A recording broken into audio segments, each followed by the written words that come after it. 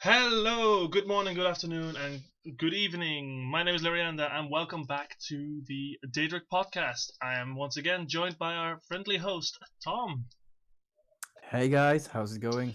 As promised, today we will be going through we're going to give it a bit of a beginner's course to the Yeah, Elder Scrolls sort of a universe. beginner's guide to the Elder Scrolls, since some of you are not that akin to the universe, and you may not have even played the games. Exactly. So we decided to make this tutorial Yes, so, to the universe and to the video games. exactly. So, if you got some friends that are really into this game and you want to learn more about it, this is the podcast for you. All right, let's go right into it then. Um, yes, Shall we? here we go. Yes. Okay then. So in the beginning, we'll explain where the games actually take place. So the universe in which the Elder Scrolls take place is called Aurbis. It was created by two primordial beings, Anu and Padme. Anu and Padme are sometimes compared to Yin and Yang from the Asian cultures, uh, in that they are binary, where Anu represents being, stasis, and unchanging, and Padme represents change, the lack of existence. They are kind of like plus and minus, but neither of them is good or evil. They are primal. Inside this universe are various locations. They are called planes of existence. You can think of them as dimensions or planets. They are a bit of both. But the gaps between these planes are filled with nothingness, the void. The planes of existence consist of the Oblivion realms, Aetherius realms, mortal planes, aka Mundus, and other various places such as the Soul Cairn. Most of our stories take place in Mundus, also known as the Mortal Realm, more specifically on the planet Nirn. That is the planet where all the good stuff happens. It's the Earth of Arbis, full of diverse life, rich history, and many, many enemies. You can imagine the universe as a circle. The inside of the circle are the planes of existence, with its very core being Mundus, and the core of Mundus is Nirn. The outline of the circle is Aetherius. Aetherius is an endless sea of magical energy and its own realms, such as Sovngarde, the heaven of Nords, and everything beyond the outline is void. Yes. Now, Anu and Padme, of course, aren't the only gods in this universe of ours. In fact, after the creation of everything, they stop having a big role. They kind of disappear into the void, basically. You see, the majority of the shenanigans that we mortals have to deal with come from the Aedra and the Daedra, whom together we call the Et'ada. Et'ada, literally meaning the original spirits, are kind of like the gods that we deal with. They came from Anu and Padme, but are split into like three separate groups. First, you have the Daedra, who came from Padme. I gotta say his name right. Padome, yeah. Daedra come from Yeah, Padme, pardon me. yes. The Magna Ge come from Anu, and finally the Aedra, who come from both Anu and Padme. In the beginning, before like time had like any kind of like beginning really, there was a god by the name of Lorcan who came up with a plan. He wanted to create his own pocket realm, which he called Mundus. But because he wasn't strong enough, he needed assistance. He asked the other Aedra to help him, and they did, whilst the Daedra and the Nage basically didn't really help at all. They didn't really want to help. um, those that helped actually sacrificed a great portion of their power and lost their immortality, meaning that they could be killed now. And when the deed was done, Mundus was created. All the other Aedra punished Lorcan for his betrayal, because they did not know the sacrifice would be so great. They killed Lorcan and carved out his heart. Yet Ada Magnus, the grand architect who designed Mundus, fearing for his life, fled to Aetherius, which caused him to rip a hole through Oblivion, and was shortly followed by his children, the Magna Ge. Them all piercing through the realms of Mundus and Oblivion into Aetherius, created a hole which through which the light of Aetherius came to Nirn, which we now know as the sun and the stars. So those little stars, those are all little, small holes left behind by the Magna Ge, and the big one, the sun, is created by Magnus leaving.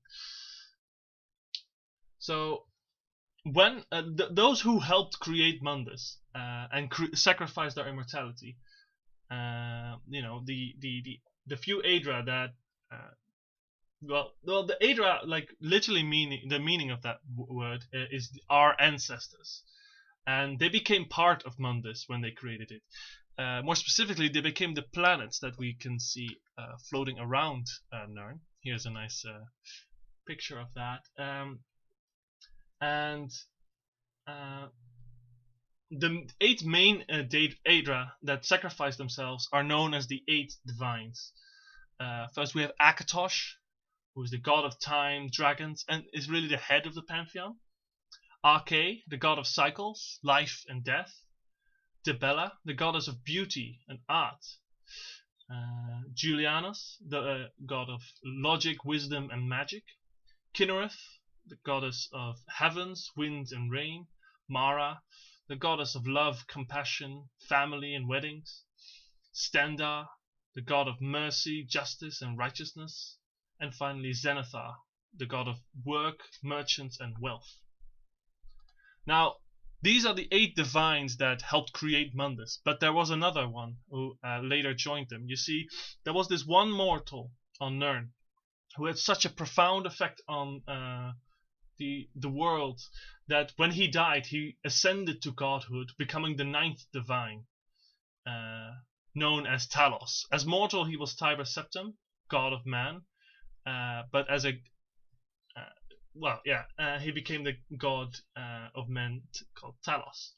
These gods are widely regarded as good gods and worshipped openly across Tamriel, with each culture having a slightly different version of the pantheon. Some rename some of the Aedras, others add new ones or remove ones, and some even add some of the Daedra. Speaking of Daedra, do you remember the Padome et Ada that only assisted and did not sacrifice their immortality? Those came to be known as the Daedra, meaning not our ancestors.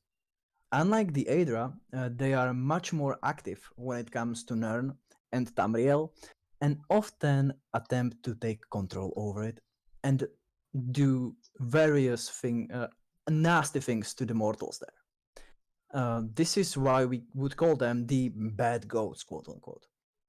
Also, unlike Aedra, their realms or planets of the Daedras are not in Mundus, but they make up the planes of Oblivion, or Oblivion for short. The most powerful Daedra are known as the Daedric Princes, with the lesser Daedras, such as scamps, imps, you could imagine them as devils, being subservient to them in their respective realms of Oblivion.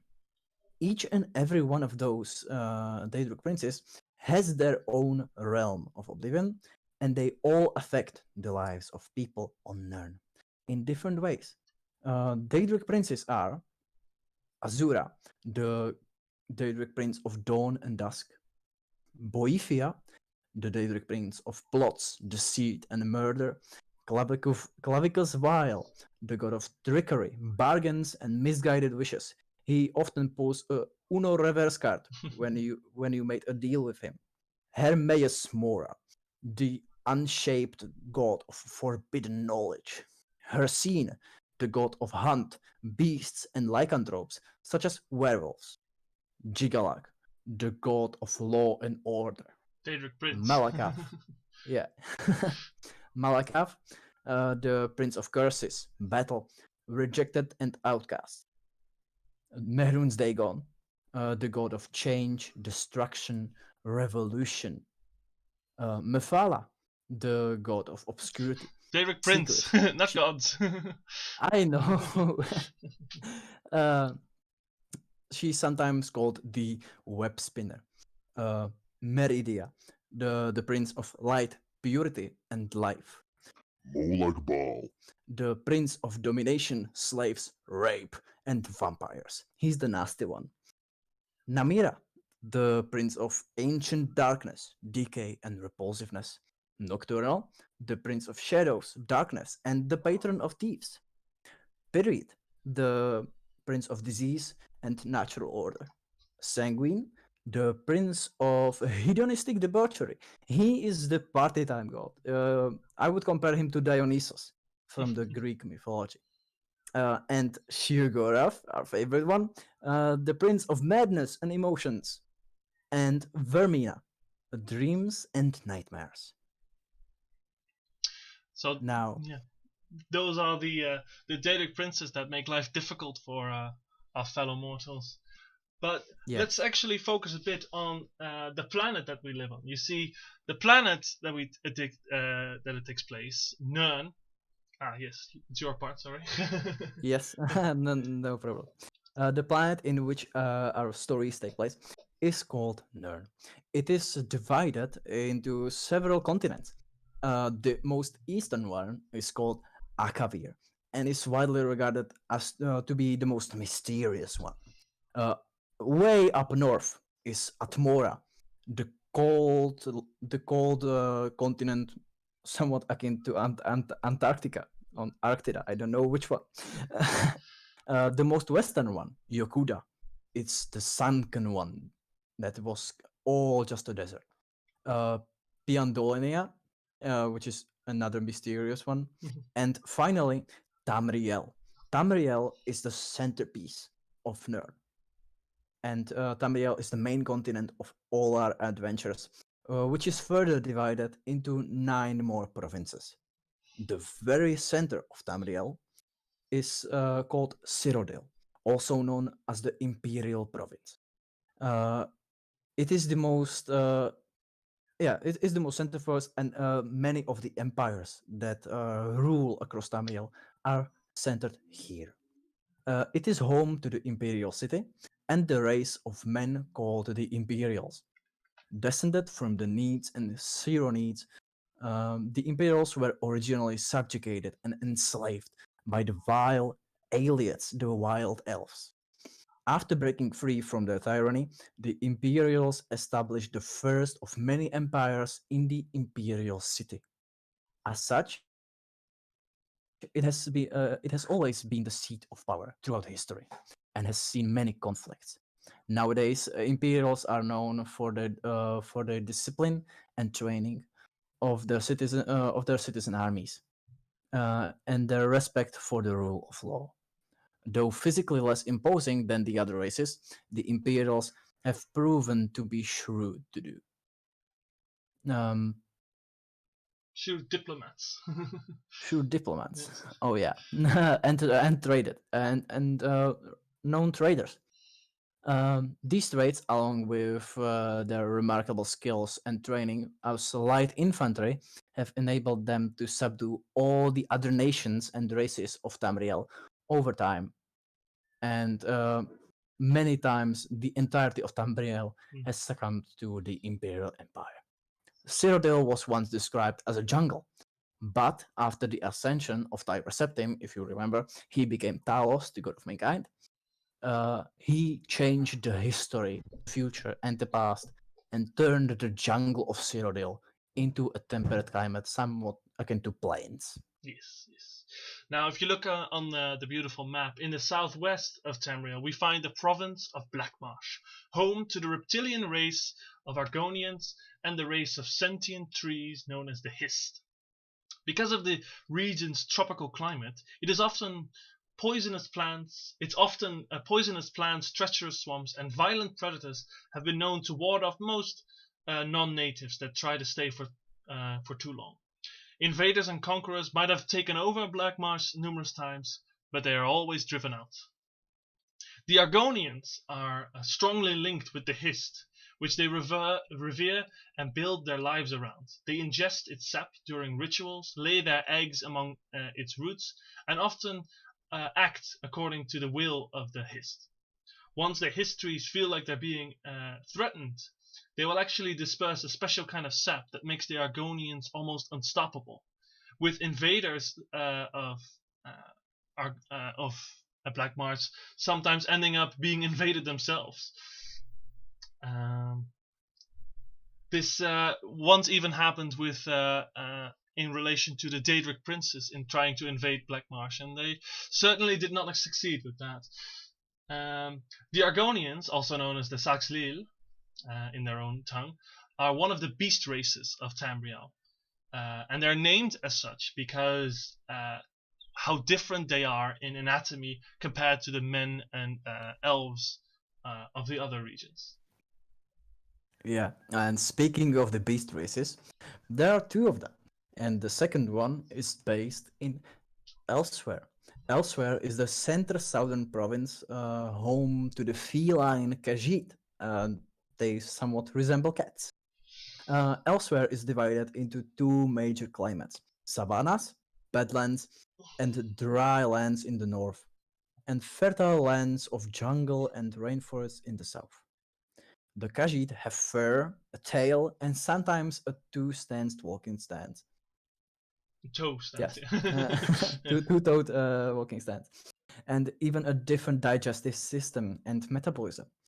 These feline traits make them one of the beast races, and they're further separated into what's called fur stocks, and this makes them very complicated because depending on the position of the two moons, Master and Secunda, when a Khajiit is born, they are divided into one of 17 fur stocks, which vary between simple house cat looking Alfiq, which barely you can distinguish from a simple house cat, but they are extremely magically potent, all the way to the humanoid Omes, which you can barely distinguish from a human, maybe just because they have a tail sometimes. That's about it. Elongated ears. Yes. And all the way to giant century rat, who are horse-sized tigers. The most well-known fur stock is Kaffai, which are bipedal humanoids with both feline and humanoid traits. If you ever played the video game Skyrim, those are the ones. Now, in the west of Tamriel, we find Hammerfell, named after the place where the legendary warhammer Volendrung once fell.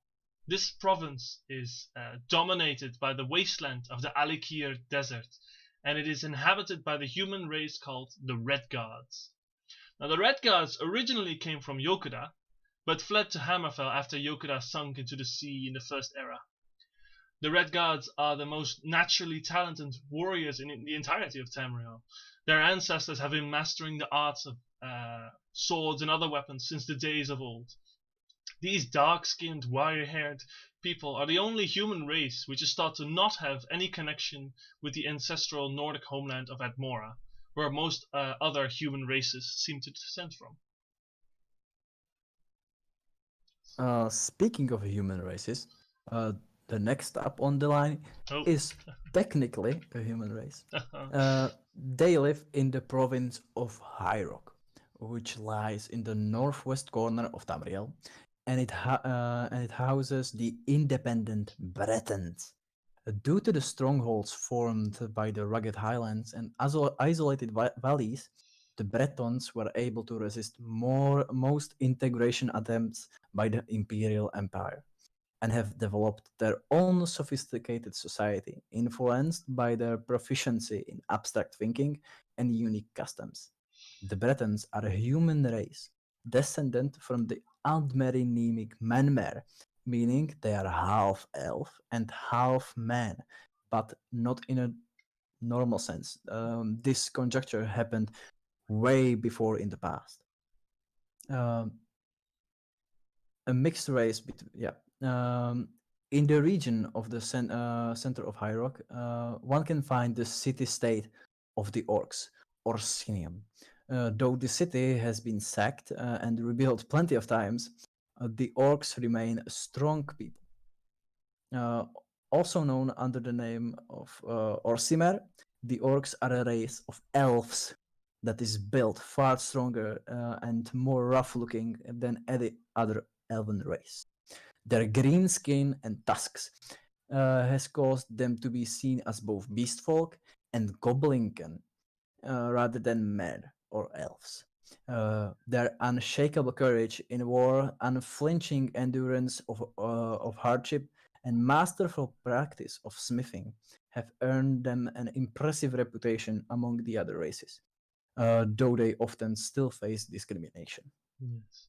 Now, moving on to the other corner of the map, encompassing most of the northeast and east, is the province of Morrowind, home of the Dunmer.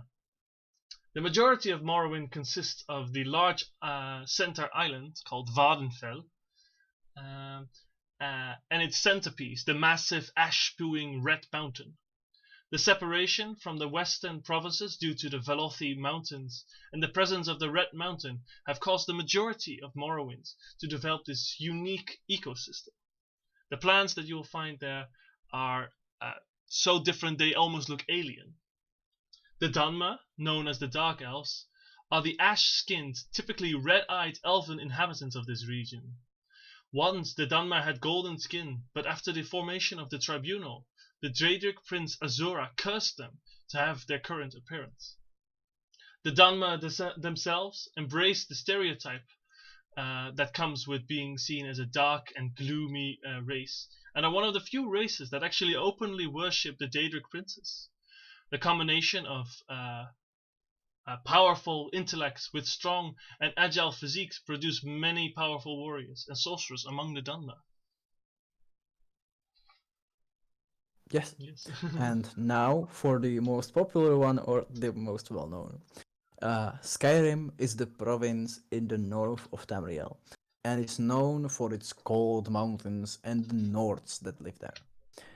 As it is the first land that the humans from Atmora discovered. Atmora, the continent way up north. It is also the region which has been through the most battles, having a ravaged appearance with many ruins. In the past, Skyrim, like most regions in Tamriel, was inhabited by an elven race. But nowadays, it is primarily inhabited by the human Nords. The cold of the North makes the Nords a hardy people with strong connection to their ancestors and tradition. The Nords are a race of tall and fair-haired humans who are known for their incredible resistance against the cold and harsh weather and magical frost also. They are fierce, strong, and enthusiastic warriors and have such a reputation among the other races as well.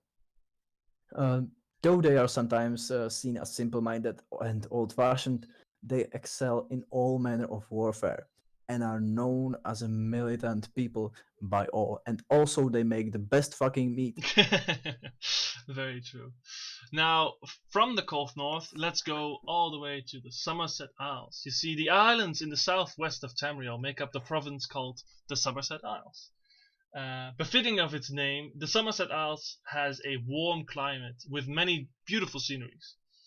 Of the 14 islands that make up the province, you can currently only see 2, but there's 14 islands. The biggest two are the Somerset Isles Isle and Oridon. Sorry. The isles are currently inhabited by the Altmar elves, but used to be inhabited by the goblins and sloths before that. The ancient ruins that cover the Isles are proof of this. In fact, the city of Cloudrest, built atop the highest mountain in Somerset, Etten has an odd mixture of architectural styles. The Altmer are also known as the High Elves, are a race of elves who claim to be the closest descendants of the ancient Aldmer, with a D instead of a T. The race of elves that all other elven races descend from. In fact, the Aldmer first arrived in Tamriel via the Somerset Isles. The Altmer, so the High Elves, are a tall, golden-skinned race. The Altmer are often seen as proud and snobbish, looking down on the lesser races. They consider themselves the most civilized culture of Tamriel, due to the fact that not only is the common tongue in Tamriel based on their speech and writing, they also that the majority of the Empire's arts, crafts, laws, and sciences are all derived from Altmer traditions. The Altmer are the most strongly gifted in the arcane arts of all races, and are usually quite resistant against diseases as well. Yes, and for the final province, we have Valenwood. Valenwood lies between Elsewhere and Somerset Isles, in the southeast of mainland of Tamriel. It is densely forested subtropical region and the home of Bosmer. In the words of a pocket guide to the Empire, Valenwood is a sea of endless green, a maze of foliage, and with half-hidden cities growing like blooms from a flower. The home of the Bosmer is Tamriel's garden. One of Valenwood's most unique features is the gigantic migratory trees, on whose roots the Bosmer built their cities. The Bosmer are the elven clanfolk that inhabit these wild forests. Also known as the Wood Elves, the Bosmer reject the stiff formal traditions of the Aldmeri high culture, instead preferring a more romantic, simple existence in harmony with the land and its wild beauty and creatures. Quick and nimble on their feet, the Bosmer often become renowned scouts and thieves, and are known as the best archers of Tamriel. This quickness also extends to their wit, and many also end up pursuing scholarly careers or trading. Yes. So now you have a bit of an overview of what the world of Nirn and specifically Tamriel looks like. Now, when we start talking about the various eras and time periods, they are not as consistent as you would find in, for instance, The Lord of the Rings, or our own history. So Yes. the very first time period is called the Dawn Era. You see, the Dawn Era was the period during which time followed an incomprehensible, non-linear path, and the very laws of nature remained unset, making a timeline an artificial creation, really. Another way to phrase it would be to say that time didn't truly exist back then, and it became impossible to know any kind of fixed date.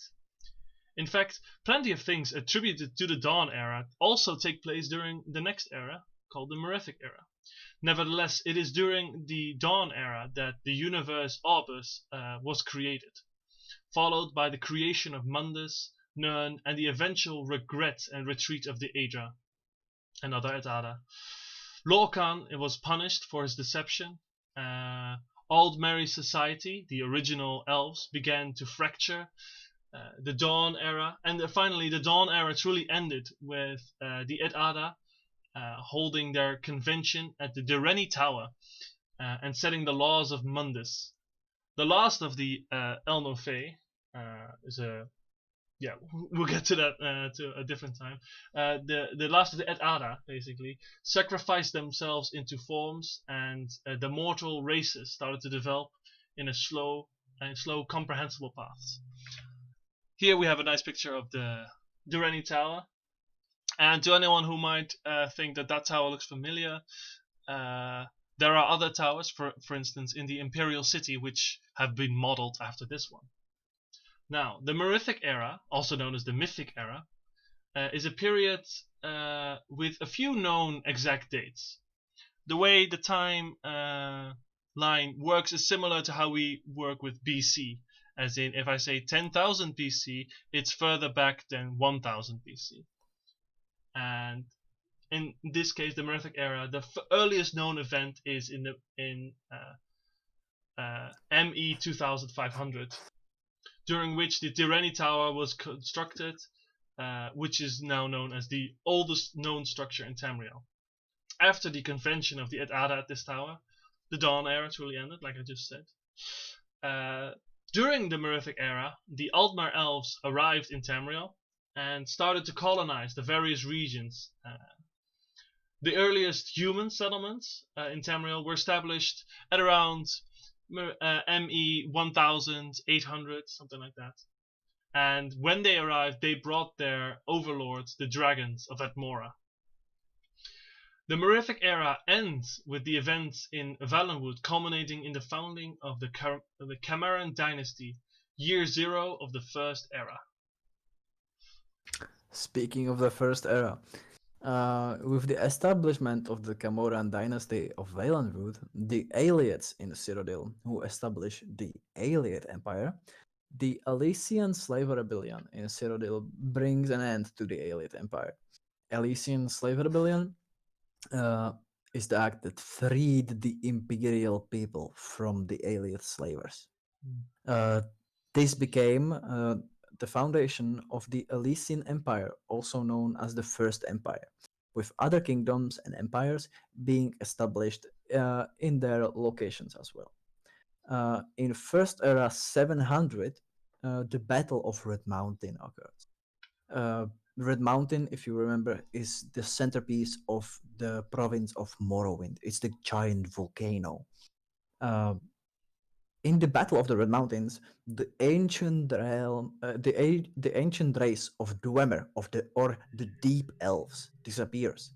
The Tribunal of Living Gods are formed, and the Chimera are turned into Dunmer, their current form, the grey-skinned elves. Near the end of the 8th century, Yokuda, the very western province where the Redguards came from, province, the very western continent where Redguards came from, is destroyed and sinks into the ocean. And the forefathers of the Redguards, called the Ragada, flee to Tamriel. The longest dragon break ever known occurs, sometimes called the Middle Dawn. This dragon break lasts a whopping 1008 years, and events that occur within this time period are not well known. After defeating the Akaviri invasion of Tamriel in the year 2703, Reman Cyrodiil establishes the Second Empire. The First Era comes to an end in 2920 with the assassination of Emperor Reman III, and the Akaviri potentate Versidushae takes control over the imperial throne, declaring the start of the Second Era. Yes. Now, the Second Era. The Second Era. The Second Empire. The Second Empire came to an end in the year 430 of the Second Empire. It's one of the biggest events that happened in the beginning, when Versidushae and his son Severian Shorak were assassinated, much like Emperor Reman III in the previous century. Without a dragonborn ruler, a time period called the Interregum begins, and the imperial province is ruled by lesser men, never extending beyond the borders of Cyrodiil. It is during this time that the War of Three Banners also takes place. And it is not until Tiber Septim took control of the Numidium he received from the tribunal and used it to conquer the entirety of Tamriel that the Third Empire began, signaling the end of the Second Era in the year 854 and beginning the Third Era. Now, the Third Era is mostly defined by the Septim dynasty being in charge. The Empire enjoys a long line of Dragonborn rulers, most of which bring great change to Tamriel. Some good, some bad, but mostly like a lot of good things. It is also in the Third Era that most of the great events take place, especially near the end of its 4th century, and finally becoming to an end with the Oblivion Crisis in the year 433. With the Oblivion Crisis, the Third Era ends, and begins the Fourth Era. After the Septim dynasty came to an end, the Empire first faced a brief period of turmoil with the Stormcrown Interregnum. Stormcrown Interregnum is the name of an event where the throne of the Imperial Empire was empty. This came to an end when Titus Mede captured the Imperial City with 1,000 men, starting the Mede dynasty. The Empire and the other provinces had begun to crumble due to the Oblivion Crisis, which have taken a toll.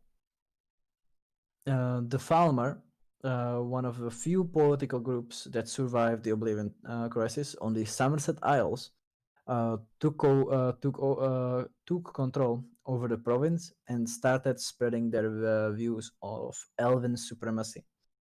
The Talmor reformed the Aldmeri Dominion and started to invade the other provinces over the next century. By 4th Era 201, the Empire has been reduced to Cyrodiil, High Rock, and Skyrim. The Great War had come to an end, but tensions are still high. Yes, and that is the latest time indicator that we have currently of the Elder Scrolls world. Now, as you might have noticed, we earlier mentioned something called a dragon break. And a dragon break is a phenomenon where linear time is just broken and becomes non-linear, much like how time was in the Dawn era. Remember how I said that time didn't really exist back then? Well, a dragon break is a sort of reflection from that. A dragon break usually signifies big changes are about to happen in Tamriel, and it challenges the mortal comprehension. With both time and space becoming chaotic, things that would normally be impossible become a reality. Multiple events that contradict each other can occur in multiple locations simultaneously. An entire species can be affected at the same time. Look, for instance, at the disappearance of the Dweller. In effect, merely studying the records related to dragon breaks already reveals how much they upset time. An example of this is how records of one dragon break were already available before the dragon break even occurred. Dragon breaks usually happen when mortals manipulate divine matters. For instance, the Numidian, the brass god created by the Dwemer, caused 2 separate dragon breaks. Whilst the first dragon break that we mentioned before in the First Era was caused by the Staff of Towers, which was made from divine parts, including the brass god, Numidian, even though it hadn't been created yet. So, like I said, time is very strange when it comes to these things. Time is very relative when it comes to dragon breaks. And it gets even worse when we mention the Elder Scrolls, the very thing the series is named after. The Elder Scrolls, also called the Daedric Prophecies, are scrolls of unknown origin, which simultaneously archive both past and future events. The number of the scrolls is unknown, not necessarily due to their immense quantity, but because the number itself is unknowable, as the scrolls do not exist in countable form. A famous parable tells the tale of a librarian trying to count the Elder Scrolls in the Imperial Tower. The scrolls do not exist in countable form, the monk said to the librarian. I had thought you meant they were too many to be counted. There are. but that is not the least of their complexities. Turn to the repository behind you and tell me how many scrolls are locked therein. I ran my fingers over the metal casings, tallying each rounded edge that they encountered. I turned back. 14, I said. Hand me the eighth one, he said, reaching out his hand. I gelded the cylinder into his palm, and he gave me a slight nod of acknowledgement. Now count again. Humoring him, I again passed my hand over the scrolls, but could not believe what I was feeling.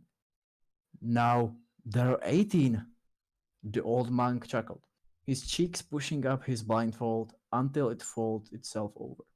And in fact, there always were. As you can see, there were 14, he took one, he counted them again, and there were 18.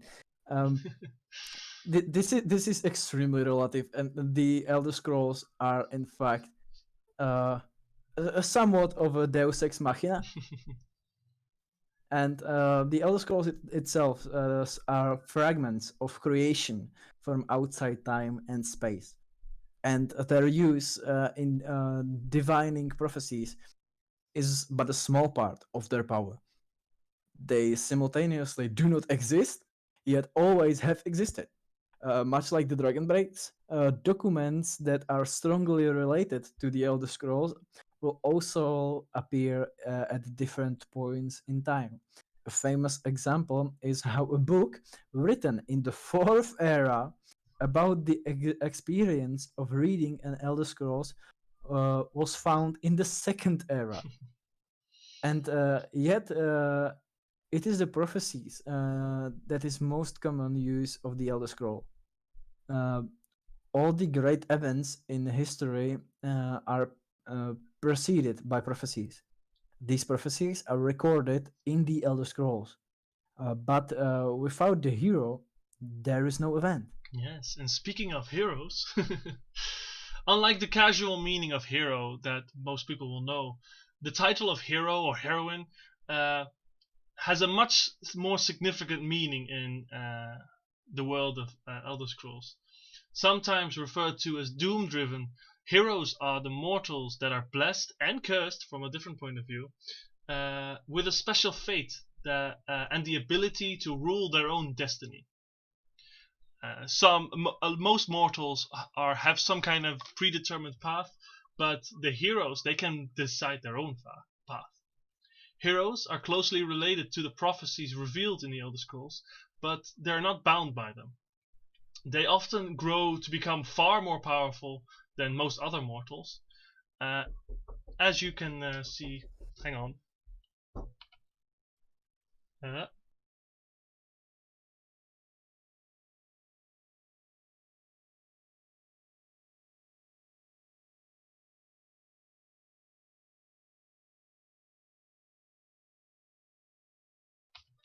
Sorry for the delay there. I got a visitor. Where was I?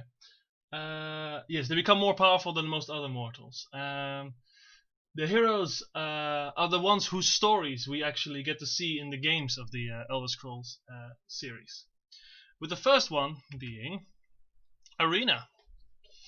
Now, Arena takes place in the Third Era, in the year 399, and Emperor Uriel Septim VII is betrayed by his imperial battle mage called Jaegar Thorn, and is imprisoned within another realm. In order to rescue him and restore peace to the Empire, you are tasked to collect and assemble the pieces of the Staff of Chaos from all over Tamriel. And the hero of this story is known as the Eternal Champion. Next up, we have Daggerfall, which takes place in the Third Era again, in the year 417. Emperor Uriel Septim VII once again recruits you to exercise the restless spirit of the late King of Daggerfall. It is when you arrive there that you realize the death of King Lysandus of Daggerfall has set in motion an upheaval in Hammerfell and High Rock. The events of this story are collectively known as the Warp in the West, and the hero of this story is known as the Ancient. the agent.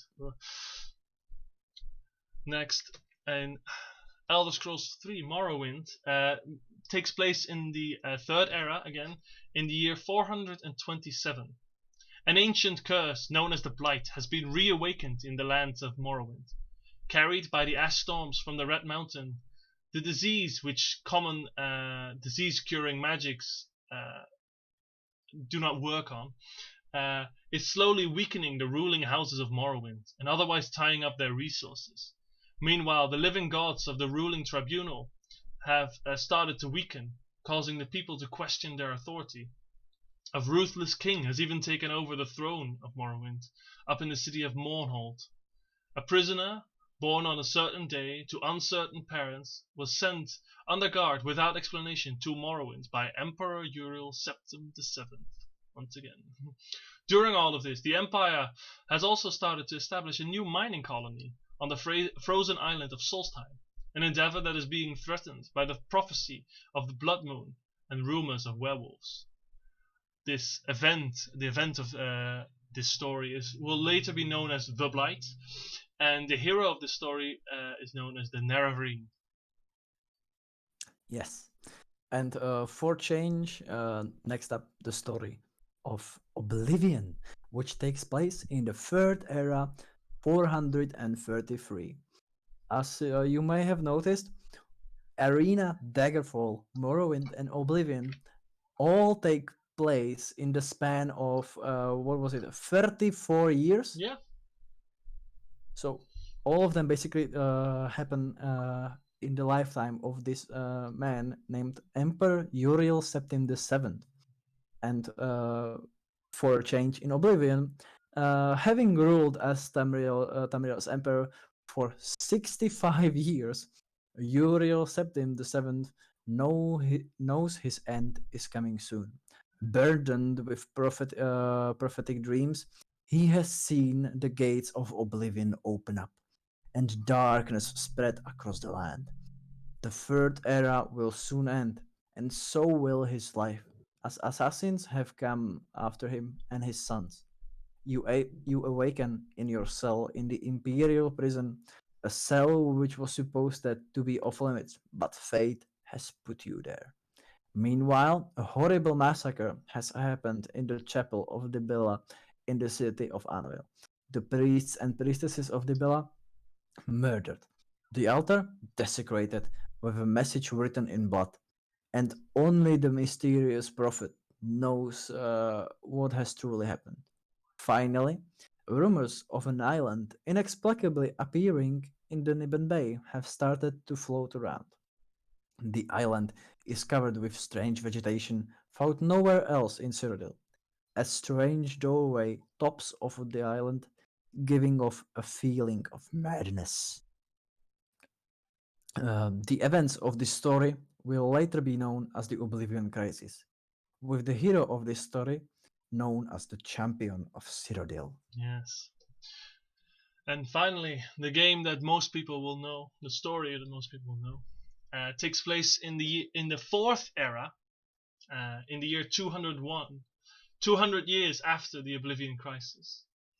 The Empire has just gone through the Great War with the Altmerry Dominion from the Somerset Isles. A temporary truce known as the White Gold Concordat has been set up to give both parties time to recover. One of the clauses of the Concordat outlaws the worship of Talos in the Empire, and this has given rise to the Stormcloak Rebellion amongst the Nords, who worship Talos above all other divines. An ancient prophecy states that when Skyrim lies kingless and in civil war, thanks to the Stormcloak Rebellion, the World Eater will wake again, and the wheel turns upon the last Dragonborn. Meanwhile, you have recently been captured by accident in an Imperial ambush, and wake up bound in a cart along with the intended target of the ambush, Ulfric Stormcloak, the leader of the rebellion. While dragons make their return to Tamriel, the vampires come out of hiding, seemingly more brash than ever before, as if they are looking for something. And on the island of Solstheim, an ancient evil seems to have awakened along with the dragons, slowly preparing itself for the return to Tamriel. Yeah. And very last one is the one that not a lot of you may be aware of. It is the Elder Scrolls Online, the MMO game from the Elder Scrolls universe. Not developed by the Bethesda, but still canon nonetheless. So the story goes as follows. In the second era, 578, a massive explosion of arcane energy called the Soul Burst sundered the veil between Nirn and Oblivion. The Emperor Varen Aquilarius disappeared, and the necromancer Manimarco took over the Imperial City. With help of Manimarco's control of the Imperial City and the Veil being weakened, the Daedric Prince Molag Bal started to send his forces to invade Tamriel by the year 282. This event is known as the Planemelt. Planemelt. Planemelt. During this event, the Three Banners War, also known as the Alliance War, was being waged all over Tamriel. The series of crises and conflicts had inspired different nations to band together into three distinct alliances. The Daggerfall Covenant consistent of Bretons, Redguards, and Orcs. The Ebonheart Pact, Nords, Dunmer, and Argonians, and the Aldmeri Dominion, Altmer, Bosmer, and Khajiit. The hero in this story is known as the Vestige. Yes. Well, this is the main story that we wanted to tell about the Elder Scrolls lore. So right now we're going to go back into our more relaxed style. Yeah. So yeah, So we mentioned some of the more delicate terms, yes. such as the Tribunal, Numidian, or dragons in general. We should start with the Numidian. Yeah, the Numidian is a good starting point. Yes. So we mentioned a race called the Dwemer, the Deep Elves, and their mysterious disappearance. It has to do with something they built. They tried to build a god. If you remember, in the very beginning, we talked about a god named Lorcan. He was the one who decided to create Mundus, the mortal realm. And he was actually killed by the other Aedras because he basically betrayed them. And they carved out his heart. And this heart fell unto Nirn. And imagine if you're an ancient race who were already pretty technologically advanced, as the Dwemer were. They were able to make automatons, basically robots. And suddenly you discover a heart of a fucking god. So the first thing they had in mind, let's make a god of ourselves. So they decided to build a giant mecha. Yes. A giant golem made of steel and flesh.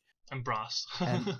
Brass, made of brass. I think technically they actually use their own metal that they have. Yeah, they use the Dwemerite. Yes, exactly. As you can see the sketch here on screen right now. Yes, but it's technically called the Brass God. Yes. And they put in the this heart of Lorcan as the power source of this. Mm-hmm. And Dwemer had this very specific version of magic, if you could even call it magic, called the tonal architecture. They basically used sound as a form of energy, as a means of magic. Yes. Yeah. And they in their ranks was someone named Kagrenak the Grand Architect, and he made 3 pieces of equipment, generally referred to as Kagrenak's tools, them being the Keening, the dagger, Thunder, the hammer, and Braveguard, the 2 gauntlets. Yes. And the gauntlets you would need because, as we said, the tonal architecture it's a sound based magic, so it basically works with resonance.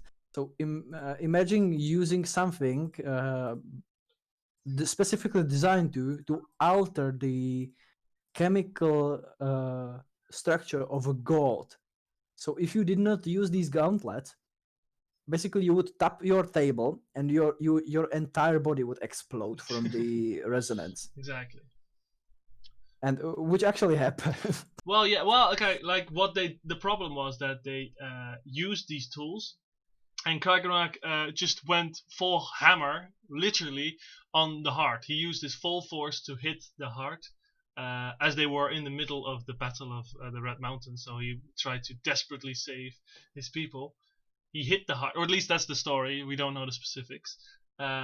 He hit the heart, and suddenly, poof!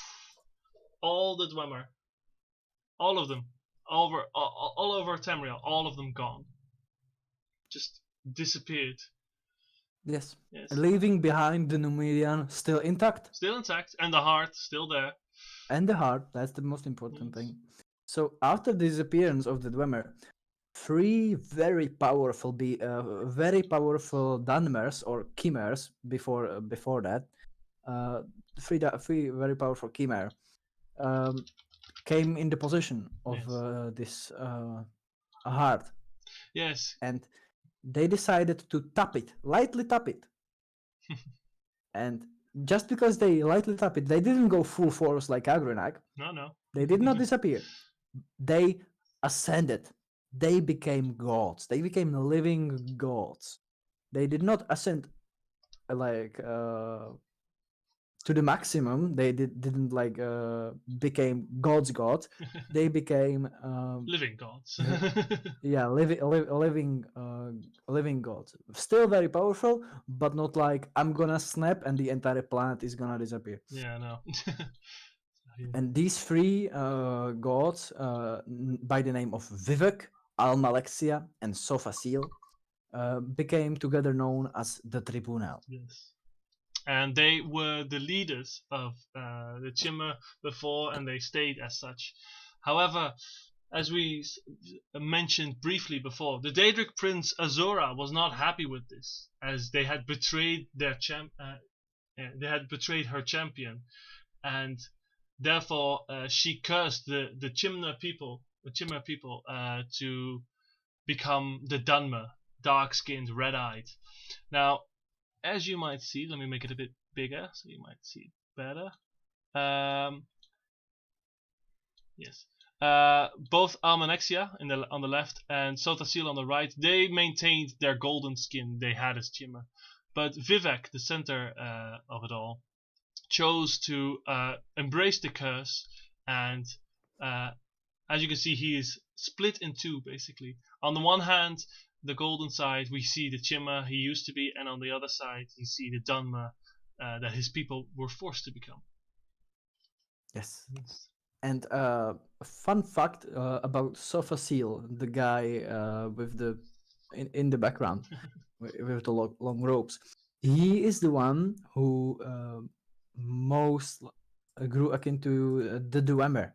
He was a very fond fan of the mechanical magic and the tonal architecture. Even though they were his enemy as well. Yes. Yes. And he is the proud owner of an Oblivion realm for himself called the Clockwork City. And during the events of Skyrim, which means 4th era 201, he actually built an exact copy of the Heart of Lorkhan. Well, I mean, technically he started building that a long time ago, but it was finished. He started building it a long time, but he finished the actual thing, yeah. Yes, the thing was finished by 201 of the 4th era.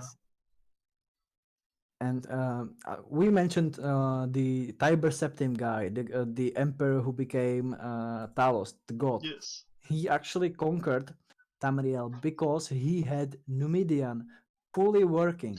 Well, but yeah. Not as you would think. Yeah. The thing is that if the Numidian were to be powered with the Heart of Lorkhan, he would become a god, Yeah, it would become an actual god. actual god, like the snap a finger planet gone god. Yes. And he did not activate the Median with the Heart of Lorkhan. No. The Heart of Lorkhan was actually destroyed. No. Okay, so back then, what happened was that the Heart of Lorkhan was being protected by the Tribunal, and they, in order to keep Morrowind safe, they gifted the skeletal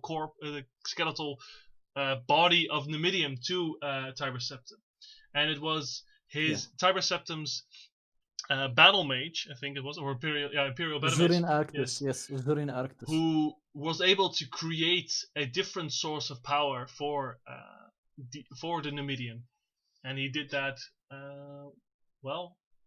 He created this wonderful stone whose name I forget. Yes, and me too. he used this. Whatever. I think he used his soul to power it. Basically. Yes. But he was still alive. Yes, at the same time. But his soul, because he was also very powerful, Zurin Arctus. His soul was able to power Numidian to an extent that the Numidian became a walking, functioning construct. If you ever saw Neon Evangelion, you can think of the angels. Or if you want to stay like with Bethesda, it's like a more cool version of the of a robot, mecha. the robot that the Pacific Brotherhood makes. Yeah. Brotherhood Steel. What's it? Prime, something Prime, Liberty Prime. Liberty Prime. Liberty Yeah, Prime Liberty Prime online. Fallout 2. That's the one. Yeah. Communism detected on American soil, engaging lethal. Yeah. That stuff, yeah. Or if you saw Pacific Rim. Oh yeah, basically like that. The Jaegers, the giant robots. Mm-hmm. You can think of it as that one. So with the help of this giant ass construct, Tiber Septim conquered the entirety of Tamriel. Yes. And the reason there was this like slight conflict between did he survive or did he not survive the becoming a power cell. Well, like we said before, the activation of this of the Numidium with the different power cell created another dragon break. So, like I said before, things happened that contradict each other. He was both alive and dead. And in fact, some stories even tell that it was Tiber Septim's soul that was in the gem that powered it. And that's why they think he became Talos, because it's really complicated. Yes. But another thing we just briefly touched upon is the dragons. Yes. We mentioned the Nords, when they came to Atmora, they brought their overlords from Atmora, but this is not exactly true, because technically the dragons came from Akavir. Yes, the dragons. Well, basically, originally the dragons were in Akavir. There they ruled everything, and then they moved to Atmora, where they conquered the Proto-Nords. Yeah, and then the Atmorans moved to Akavir, and from Akavir they moved to Skyrim. I don't know. It's hard to keep track sometimes. Yes, but it's complicated. But once they arrived in Tamriel, the dragons started to spread their influence and basically dominate over the entirety of Tamriel. Yes. And the leader of the dragons was Alduin, who likes to call himself firstborn of Akatosh. Akatosh is the dragon god of time. Yes. So, with the dragon overlords came the dragon cult. You see, a cult formed amongst the mortals to worship their overlords, and the dragon cult basically were the leaders of men. And at first this was okay, but as time went by, they became more and more tyrannical, and eventually this led to a rebellion called the Dragon War. At first, the dragons were obviously easily winning with their massive powers, but like thousands upon thousands of men and other mortals died in that battle. But 3 heroes were able to banish Alduin, the leader of all dragons, away from their time, and they they lost their leader. The dragons became disorganized, and the battle turned into favor of the mortals, and they were able to Yes, slay almost all this dragons. all happened because of the goddess Kinnereth. If you remember, Yes. Kinnereth, the goddess of winds, she blessed the Nords with, or the Atmorans. They're hard to say when they changed. They blessed them with the power of Foom, which is the dragon tongue. She blessed them, so they were able to basically hurl fire from just by shouting. Mm-hmm. And with this, they conquered the dragons. And Nords actually abused this power.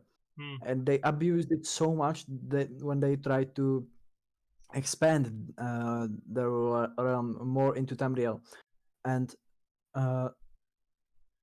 Kinnarev, or the Nordic version of Kinnarev Kine, she stroked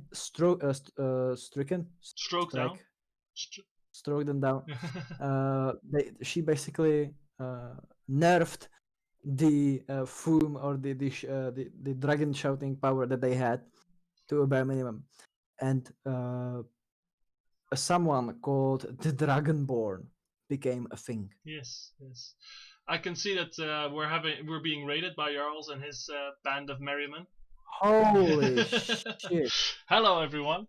We just finished the majority of our beginner's tutorial to Elder Scrolls, and we were talking a bit about dragons, but I think that part was also coming to an end.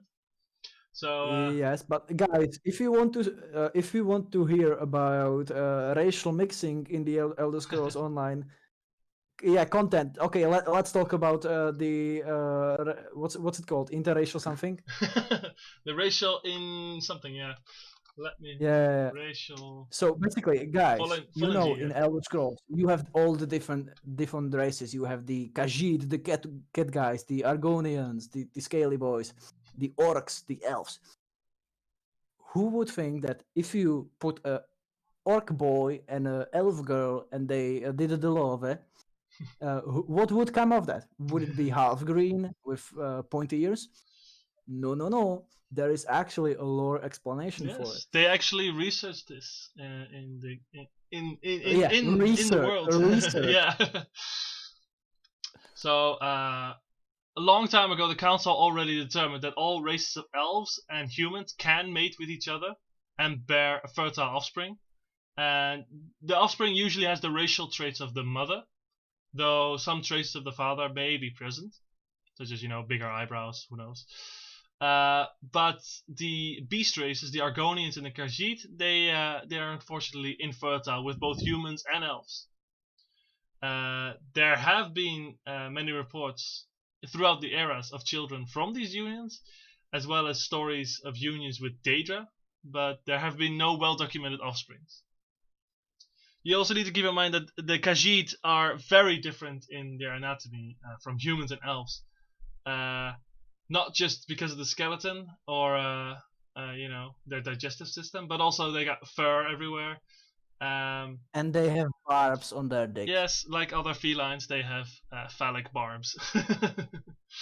Yes. And there is a queen. There is, like, if you know the Queen Elizabeth of England, there is a very similar character in the Elder Scrolls history called Barenzaya, Queen Barenzaya. She is a dark elf or Dunmer queen that ruled over centuries and was very highly regarded. Was very powerful, and when she ruled, Morrowind absolutely flourished. And it is widely believed that she had a thing for Khajiits. And there are jokes in the games, in the historical books, about Queen Barenzaya taking Khajiit dick. I guess so, yeah. Yeah, let me. I'm bringing up the map. Oh, goddammit. Yeah, there we go. So that you have a bit of an overview to look at the different races. But I see the chat is a bit quiet. Feel free to ask Somebody- anything. Chat has been postponed because of the raid. Of the what? Of the raid? Oh, really? Why would you do that? Yeah. I didn't do that. You did that. I didn't know. I could do that. Jarls, do you know anything about this? Or, oh no, it's Alan. Oh my. I didn't do shit. Yeah, I know you didn't do shit. That's the problem now.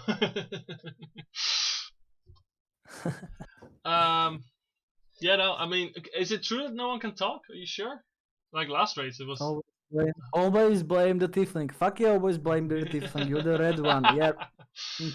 I also was kind of like I noticed during our presentation I was kind of racist that I forgot to put the orcs on the map. Oh yeah. Let me see. I mean, it is true that the orcs weren't actually a race up until Morrowind. They were considered normal beasts, like enemies. They were not a playable race. Yeah, such discrimination.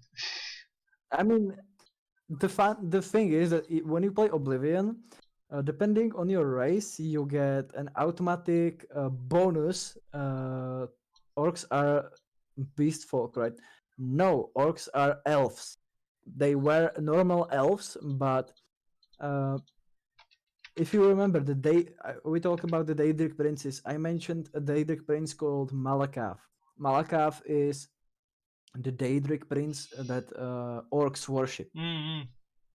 He was originally called Trimanak. But because of some shenanigans, Trimanak, the Daedric prince, Boethia, ate Trimanak, she ate Trimanak, shat him out, and he was green. And he became Malakath, indeed. And he became Malakath. Though I will say that apparently Boethia herself or himself, it's fake. They did comment on it and saying that that story is taken a bit too literal. Oh no, wait, it was Malakath who said that. Like that story is being taken too literal. Whatever that means. Yes, but nonetheless, the elves who worshipped Trimanak were with the Boethia shitting him out. They were also punished, and they all turned. Oh my god!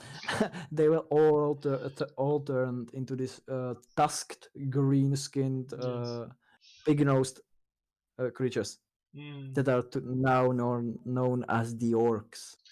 The Orsimer, yes. or the Orsimer, yes. And it is apparent, like just from the map, they are the only race that doesn't have a province of their own. No, they take a little space here in the north. Yeah, they take a very small space but in the high rock. It's called the Orsimer City, yes. But that thing constantly gets destroyed, and so yeah, they don't really. Because they are changing their culture from game to game. Like in Skyrim, in Oblivion, they don't have a culture at all. They're just another NPC. No. In Oblivion, they do. Come on, you can play as an orc in Oblivion. They do. They just but they don't have in Skyrim. They don't have like a city of orcs. No, that's true. Yes. In Skyrim, they have their strongholds because that's near where they're originally living. Yeah. Like Skyrim has this very nicely done where like Whiterun is mostly Imperial. No, it's mostly Nords. Whiterun is Nords. Everywhere is almost only Nords. It's let's see. Like the biggest, but the biggest minority. The biggest minority. For Whiterun? The biggest minority in Winterhold is absolutely Dunmers. Wait, sorry. The biggest minority in Skyrim is Dunmer. No, not in Skyrim in general, but in the respective big towns, like in Riften, Falkreath, and stuff like that. Dunmer are not very popular. That's true. But like the Thalmor, the High Elves, those are the main minority, I'd say.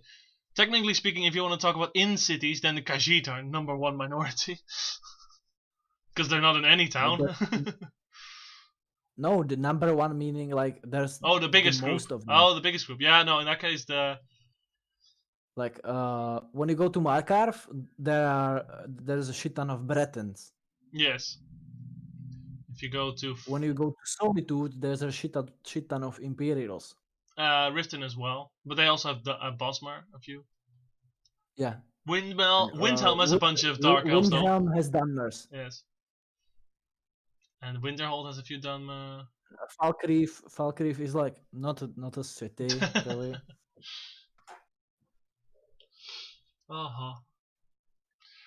It's a shame that in Skyrim, not all of the cities are actually like cities. They're just like few houses. Yeah, I mean, like they're kind of like they look like the historical Viking residences, but like after playing Cyrodiil, where you have like proper cities with walls and whatnot, like more almost Gothic or Renaissance architecture, it really feels like underwhelming what they have up in Absolutely. Skyrim. Like, what's the difference between Dawnstar and fucking Riverwood? Yeah, no, that's true. They kind of I don't know. It might have to do with the time limitations they had with the creating of the game, because Dawnstar historically has already has like a big wall and everything. I mean, the only in-lore explanation I could give as to why Skyrim has such shitty cities is because the land is just so ravaged that like everything just constantly gets broken in wars that they have with everything. I get But it, still, but from my point of view, it's just lazy game design. I wouldn't call it late. I mean, like, it's just you do realize that like when they were creating Skyrim, they really had like a lack of time, right? I get it, but no, like especially with the Elder Scrolls VI, nobody is actually pressuring them. No, the Elder Scrolls 6, they should like finish it when they are finished, and at the same time they should actually fucking fix all their bugs. They should try and get rid of their reputation of is it a bug or is it a feature? Yes, Yeah. Where every Elder Scrolls game, every Bethesda game has bugs guaranteed. Yeah, it has, but there's a difference between bugs and glitches. Like bugs. Now, I think the main issue with Bethesda game is the amount of them. Yeah, that's true. That's true.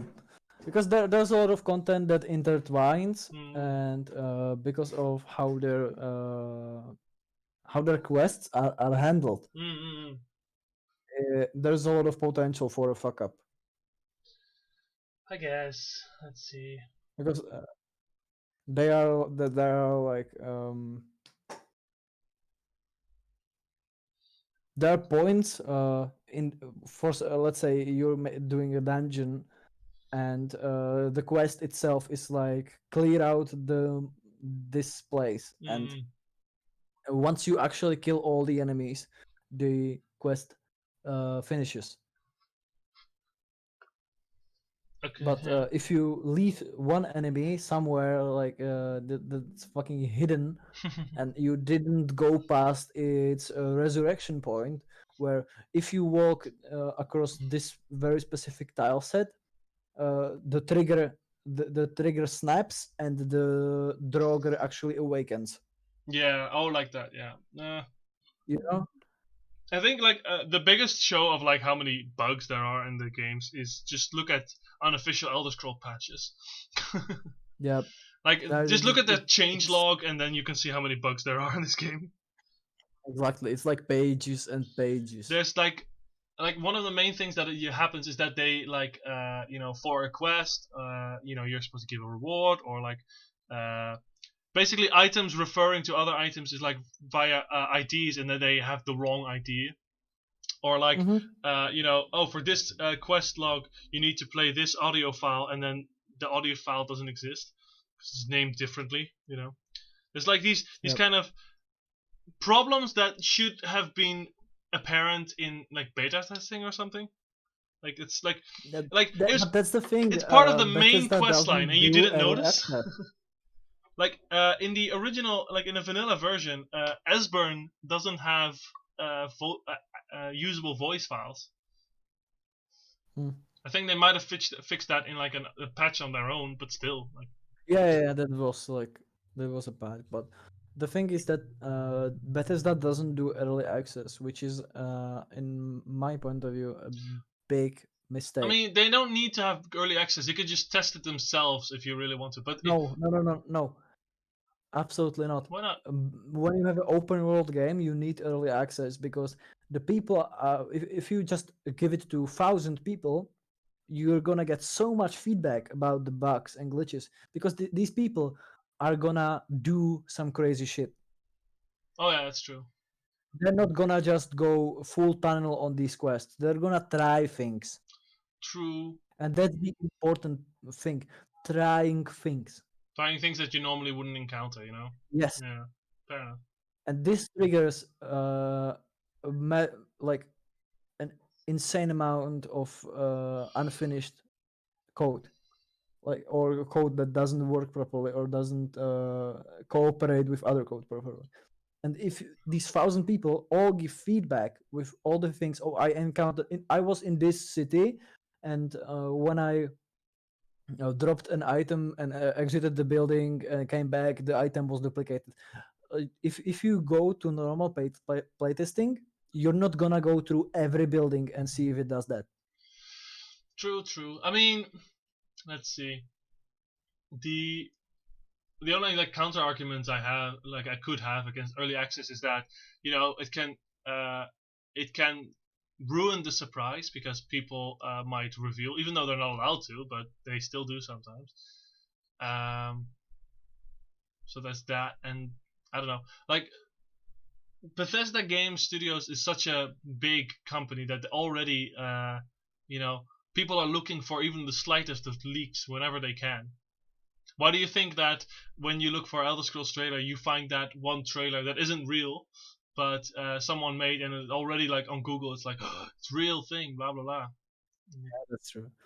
Like the thing is that Elder Scrolls is a very influential game series, and people are expecting something from it. And if they don't deliver, Yeah, I mean, it's gonna be a major whiplash on Bethesda's economy. true. I mean, look, like I said, like there's several things that really trouble them in that sense. Where the starting with Morrowind, when Morrowind was released, that was a huge increase in quality of games. Like it was there was like huge, like it was beautiful graphics wise at the time. Then when Oblivion came out, the same. It was like top notch. Everyone loved it. And then Skyrim was again a hallmark of like quality in gaming. So they keep upping themselves like that and like setting the new standard for the next generation of games. So when they get to the point where they are now, yeah, they're really setting the bar really high. Especially when they have already like revealed that they're going to use what's it called? Something like photography to photograph the environment and then literally remaking that in 3D. So it's so they keep setting the bar very high, and on top of that, I mean, you also have the fact that they really failed with Fallout, the latest Fallout game. Oh, what's it called? I keep thinking Fallout 69, but that's not it. What's it called? Fallout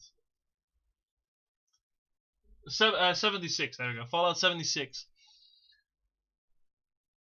Tom, you still there? I think Tom's connection seems to be lost. Maybe I'm the one losing connection. Anyway, so yeah, I don't know. Let's see if there's any connection going on. I don't know what's happening. All right, apparently Tom has lost connection. I still have internet, so that's not a problem. Let me see if we can. Huh, strange. Well, you killed Tom. No, I didn't kill Tom. Nice. It's a good connection. Yeah, no, I know, right? Like my computer seems to be fine. Maybe like Thomas. No, yeah, he sent me a message, so I don't know. Let's see if I disconnect and then call back. Voice call. Yeah, there you go. All right. Anyway, yeah, we've talked about most. There's. You better look for a new host. Yeah. Oh well. This one did. Anyone feel like being a new host? Nah, it should be fine. We were actually nearing the end of this podcast. Anyway, we talked a lot about like the basic lore. I say the basic lore of Elder Scrolls, but it was still like we talked for like an hour, so it's quite a bit. So yeah, is there a reason why chat hasn't said anything other than raid? I mean, like I can see you, Jarls, and Zimiak, but no one else is talking. Any particular? There's 12 viewers according to my thing. Choose you. Is there no one else that wants to talk? I mean, feel free to ask questions. What's happening? What's happening is that let's see. I mean, after we were going to sleep after it. Okay, wow, I disconnected. Really? Is my connection that bad? I'll talk during a podcast. Yeah, fair enough. I mean, right now though, it seems that we've kind of run we've reached the end of my podcast, so that's why this is a moment to ask questions if you want to. Everyone's going to sleep. And then again, Jarls, you probably had one of those very long streams. I mean, yeah, I get that you would ruin the experience for the listener, but like at this point, you know. You mean like because there's no one, no, like the people that later look at this stream might not, or at least will listen to the podcast, won't have the experience of reading chat. Yeah, maybe I should have put it on screen. Oh well, too late now. Now it would look rather silly. In that case, here's what I'm gonna do. I'm gonna just quit the recording, and say goodbye to everyone that was listening so far. Sorry for the last bit. That might not be as interesting, but thank you for listening.